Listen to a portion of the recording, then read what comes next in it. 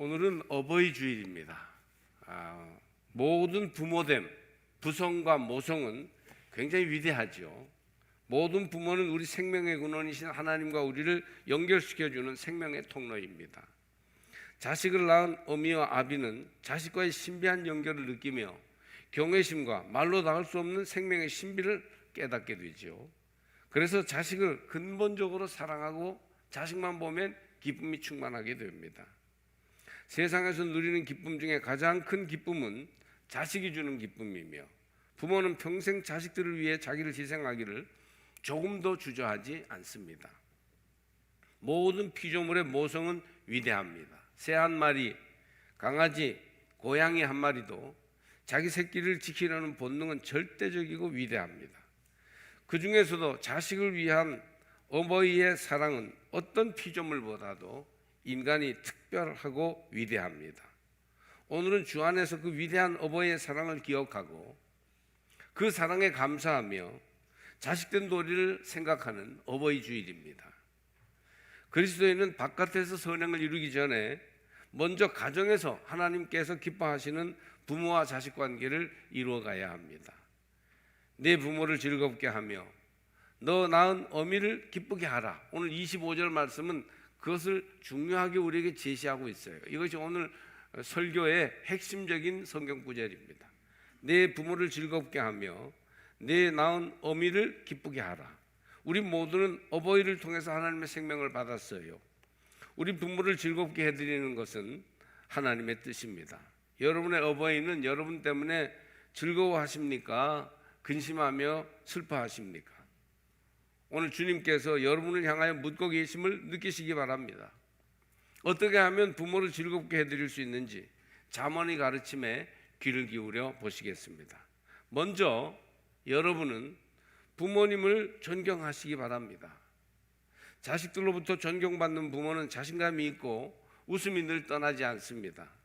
마음이 즐겁기 때문이죠.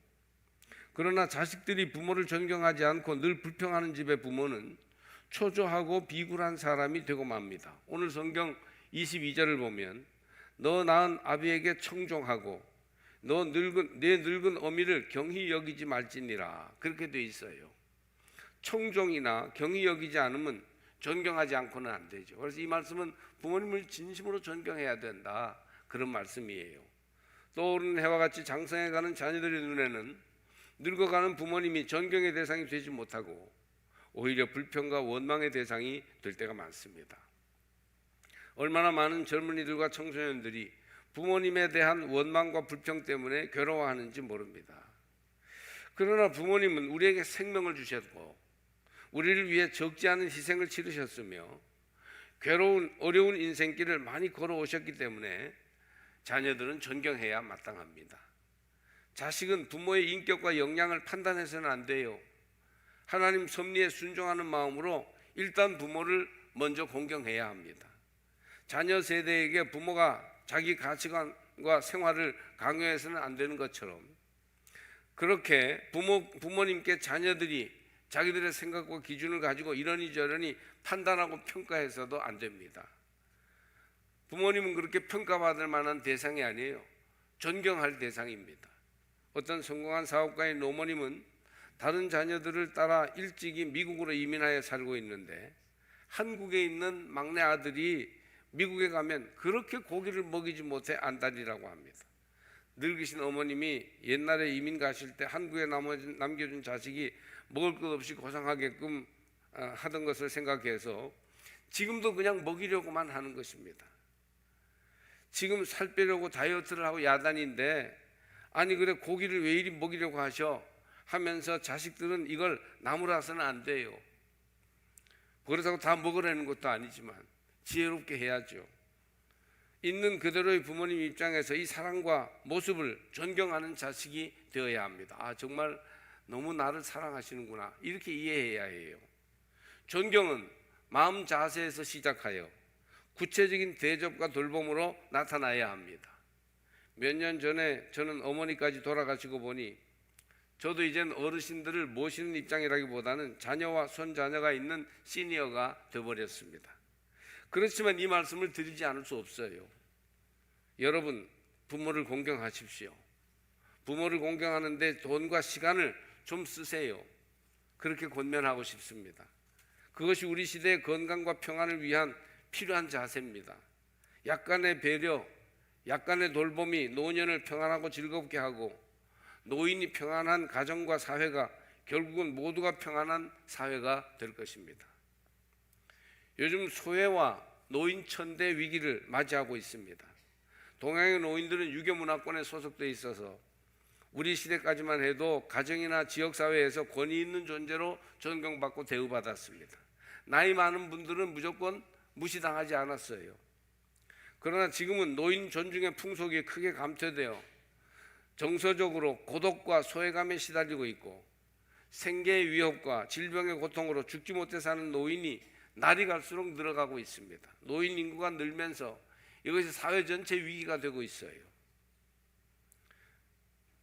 부디 여러분은 낳으시고 기르신 부모님을 존경하시기 바랍니다. 너는 센 머리 앞에 일어서고 노인의 얼굴을 공경하며 네 하나님을 경외하라. 레위기 19장 32절 말씀대로 부모 공경, 노인 공경을 통하여 하나님 공경의 자세를 바로 지켜가는 성도들이 되시기를 바랍니다. 부모님을 기쁘게 해드리기 위해서는 첫째로 진심으로 존경해야 돼요. 마음으로부터 물질에 이르기까지 존경할 때 부모님이 기뻐지게 되는 것입니다. 다음으로 자녀된 이들이 지혜롭게 말하고 행함으로 부모님을 즐겁게 해드릴 수 있어요. 오늘 성경도 부모님을 공경하여 즐겁게 해드리라고 하면서 지혜가 있어야 함을 말씀합니다. 23절을 보니까 진리를 사고서 팔지 말며 지혜와 훈계와 명철도 그리할지니라. 또 24절 하반절에 지혜로운 자식을 낳은 자는 그를 인하여 즐거울 것이니라. 지혜로워야 된다. 말하고 행동하는 것을 지혜롭게 해야 한다는 것이에요. 용기 있는 사람과 재능 있는 사람은 많으나 지혜로운 사람이 적습니다. 제 생각에 21세기는 지혜로운 사람이 필요한 시대예요. 과거에는 의지가 강하고 인내심이 있으면 성공할 수 있었습니다. 자기 분야의 실력과 재능을 갖추고 있으면 누가 뭐래도 살아가는 데에는 문제가 없었어요. 그러나 이제는 용기와 재능, 실력도 있어야 하지만 지혜로워야 행복하게 살 수 있습니다. 지혜가 없으면 문제를 일으키고 갈등을 빚을 수밖에 없는 일이 너무 많고 지혜로우면 효자가 될 수 있고 가정도 행복할 수 있습니다. 산업화 시기는 노후화시 중요한 시기였다고 합니다. 무엇을 할 것이냐, 아이템이 중요했다는 것이죠. 옷을 만들 것인가, 신발을 만들 것인가, 그릇을 만들 것인가에 따라서 사업의 성패가 결정되었습니다. 그러나 후기 산업화 시기가 되면서 노하우가 중요하게 됐어요. 신발을 어떻게 만들 것인가, 디자인은 어떻게 하고 기능은 무엇을 넣느냐에 따라서 삶의 결과가 달라지는 것이죠.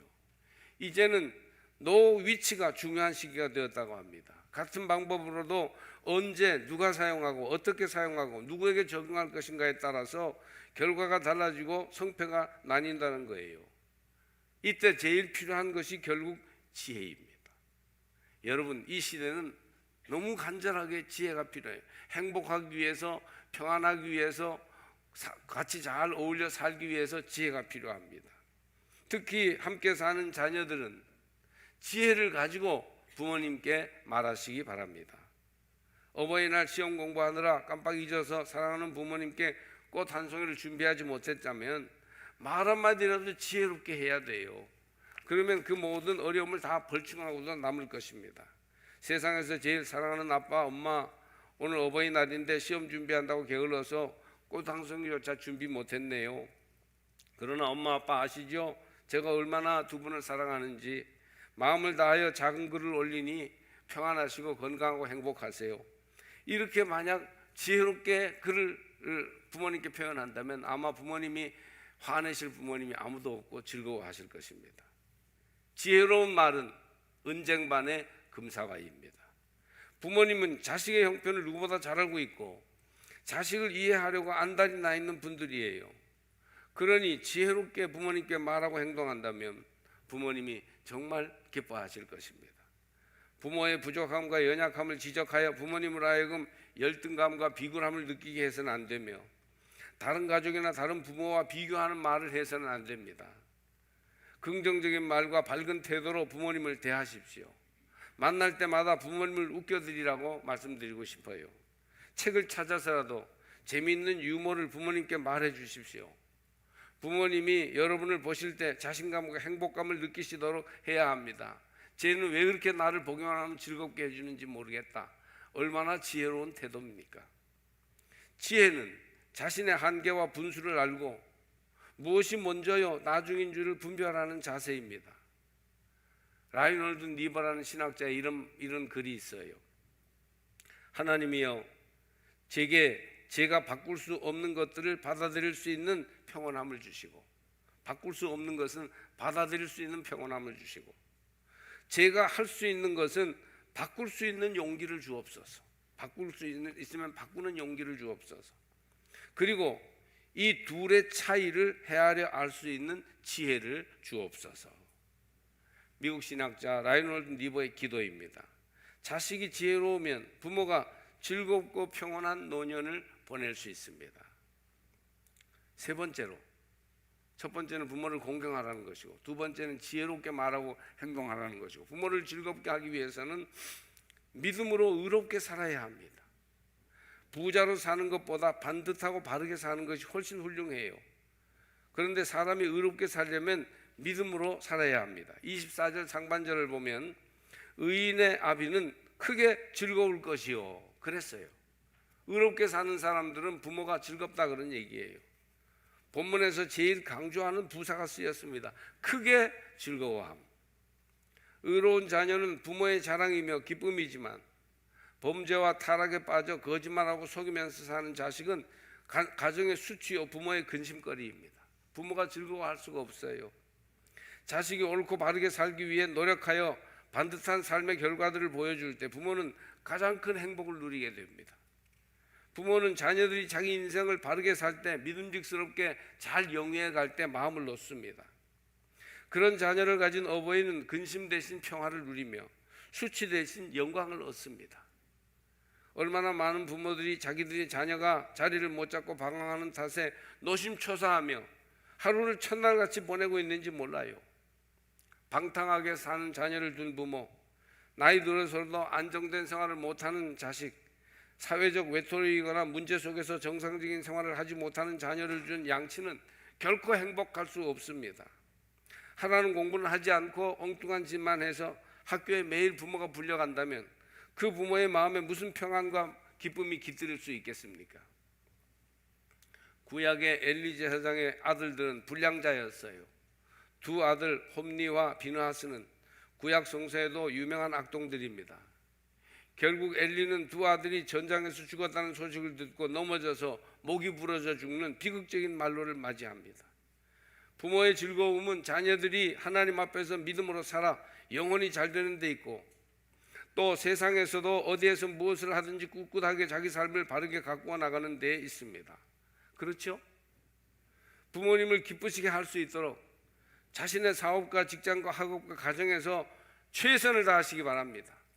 효도한다면서 흔들흔들해서 부모님께 늘 염려를 드리는 그런 자식은 불효하는 거예요. 모든 사람이 다 국회의원이고 다 장관이라면 말단 사무원이나 기본직 노동자는 누가 하겠습니까? 부자로 살지 못하거나 권력자로 살지 못할 수도 있어요.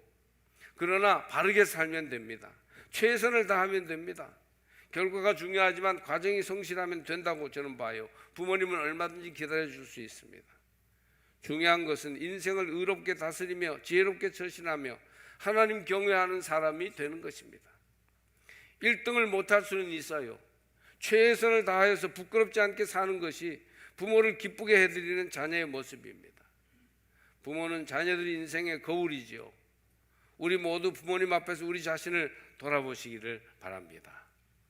그래서 부모님을 여러분의 의로운 삶으로, 반듯한 삶으로 기쁘시게 해드리시기를 바랍니다. 저는 14년 전에 아버지가 돌아가시고 2년 전에 어머니가 돌아가셨습니다. 손자녀까지 보고 나서 부모님을 여의었기 때문에 고아가 되었다고는 하지 못하겠지만, 그러나 어버이날에는 부모님이 안 계신 게 정말 많이 느껴졌습니다. 그래서 그날 내색을 안 하려고 괜히 창도 쳐다보고 왔다 갔다 하고 그랬었습니다. 제가 전에 계산해 놓았는데 부모님하고 얼마나 같이 살았나. 아버지와 함께 53년 하고 147일이었고 어머니하고는 64년 하고 319일을 함께 하였어요. 아버지하고는 53년, 어머니하고는 64년 살았으니까 정말 충분한 세월을 부모님과 함께 산 셈이죠. 제가 무슨 불평을 말할 수 있겠습니까? 그런데 돌아보면 노년에 자식 공경 받으면서 행복하게 손자녀들 고임을 받으실 수 있었을 텐데 어버이날이나 명절을 맞이하면 돌아가신 부모님께 정말 죄송해요.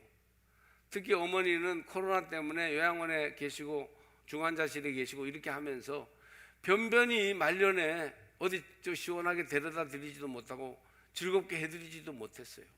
소금물로 뜨거운 물로 목욕하고 싶다고 그렇게 말씀하시는데 여러 사정이 그게 되질 않았어요. 얼마나 정말 마음이 답답하고 죄송한지 지금도 안타깝습니다.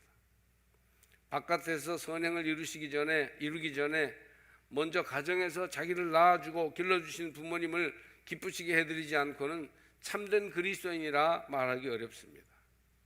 내 부모를 즐겁게 하며 너를 낳은 어미를 기쁘게 하라. 잠언 23장 25절 오늘 말씀입니다. 우리 부모를 즐겁게 해드리는 것은 하나님의 뜻이에요. 부모를 슬프게 속상하게 힘들게 만드는 것은 불효입니다. 자신을 돌아보니 부모님을 공경한다고 했으나 저는 정말 많이 부족했어요. 그런데 한편 부모를 넘어서서 나의 세계를 확실히 세웠느냐 할 때 거기에도 부족함이 많습니다.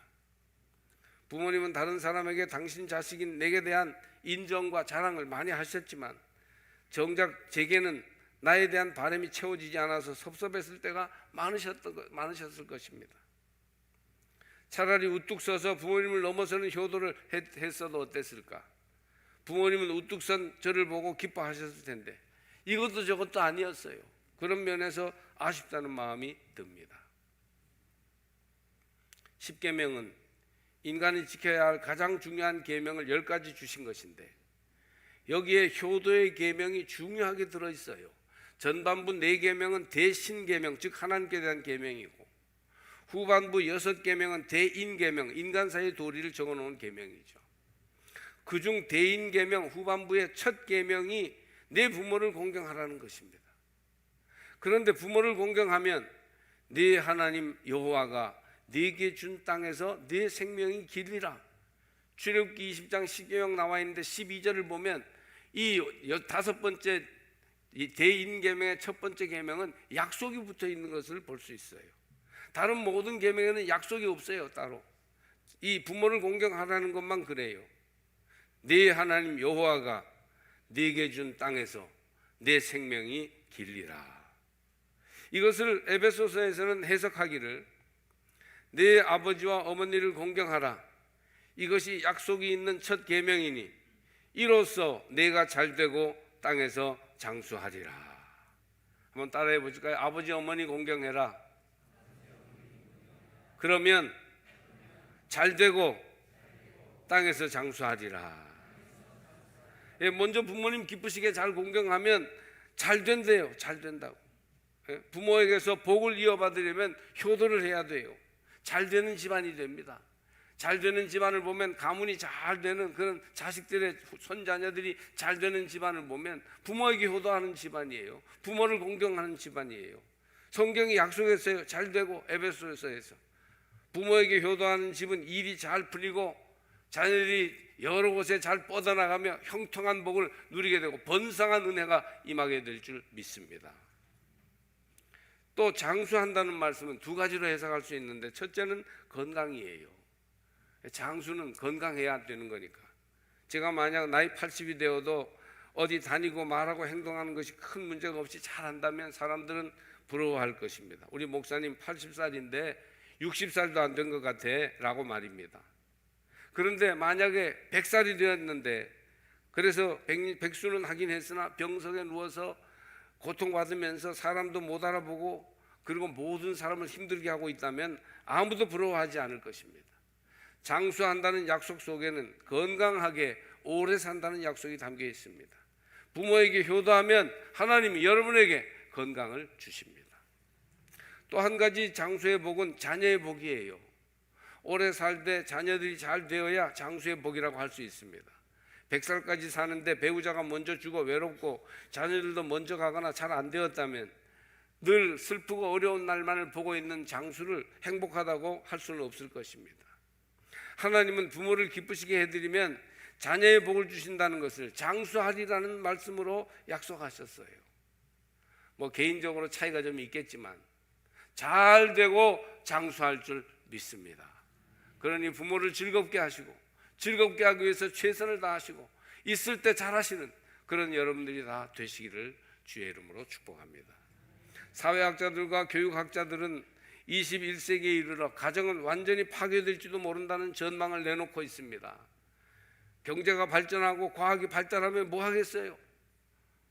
우리가 전화 하나로 모든 세상을 다 통달하고 그리고 차를 타면 차가 알아서 막 마음대로 데려다주면 뭘 하겠어요? 가정이 평안하지 않고 행복하지 않는데 참된 가정을 이루는 안정감과 친밀감이 없이는 현대의 발달된 문명도 계속 유지되기 어려울 것이고 참으로 행복한 인생이라 말하기도 어려울 것입니다. 그러므로 네 부모를 즐겁게 하며 너 낳은 어미를 기쁘게 하라 하신 주님의 가르침을 실천하시기를 주의 이름으로 권면합니다. 마음으로부터 부모님을 존경하고 좋은 것으로 대접하며 기쁘게 해드리세요. 뭐 그렇게 자녀들보다 오히려 부모님 대접하기가 훨씬 미천이 덜 듭니다. 부모님께 지혜롭고 말하고 행하십시오. 뾰족하게 잘못 말해서 두고두고 후회하지 마시고 옳고 바르게 자기 인생을 가꾸어 가시기를 바랍니다. 부모님 보시기에 자랑스러운 인생이 되셔야 해요. 이와 같이 부모를 즐겁게 하는 효도가 이루어질 때 하나님의 평화가 임할 것이요 땅에서 장수하며 복을 받을 줄 믿습니다.